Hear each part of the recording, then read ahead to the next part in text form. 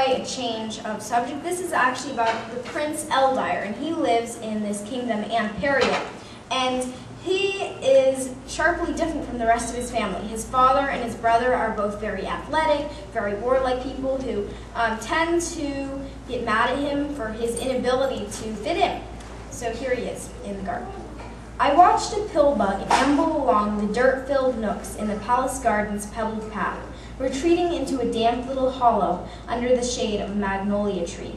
I remembered the days when I could do that in a larger world, hide in all the passageways, exploring another world until my father's wrathful footsteps retreated into the distance. Although I was too old now to hide from my responsibilities, I hadn't quite gotten over the habit. The serene garden provided an excellent place to hide from my latest failed Latin test. I had not prepared to write a detailed essay on the glory of war in Latin, nor did I want to. War was, in my opinion, quite awful. My Greek and Latin tutor, a wizened and hunchbacked man with an eye patch and a peg leg, thought differently, however, and I was soundly birched. I preferred to spend the hours reading the comic and tragic plays of Sicily and his thoughts on the curiously human woes and frailties of the gods. As the good Dr. Sicily had written a treatise on the atrocities of war some time ago, I was forbidden from reading his work, lest I be infected with pacifist ideas. I was a prince, you see, not just any prince, but the crown prince and heir to the kingdom of Amperia. My father, King Ican, could not stand anything contradicting his bellicose views, and thus the restrictions on Sicily's books. Nevertheless, I sneaked into the library some nights to read Sicily's writing. My father had never discovered this, and I hoped, for the same luck this time, that he would not discover my shortcomings in regurgitating the grisly contents of Carnicius's war histories. Even if he did learn about the latter from my tutor, I did not think he would seek me here in the garden. The thunderous steps, rapidly approaching, soon proved me wrong. Okay, thank you. And then finally, on a lighter tone, I would like to read a poem. Two poems, actually, sorry, I forgot. One is called Dignities Aghast.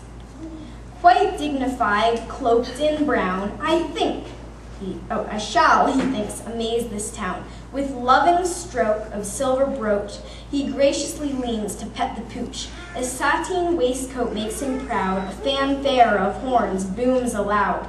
He walks with a complacent strut, and quite often a tut-tut-tut. He holds a most imposing cane, and drags along a silken train. The courtiers make oohs and ahs, oh, to be like him, he has no flaws. For his stovepipe hat is jauntily set, with just the perfect amount of let. His voice so beefy, loud, and strong, grapples with a victory song. But just as the people dub him first class, he quite loudly passes gas.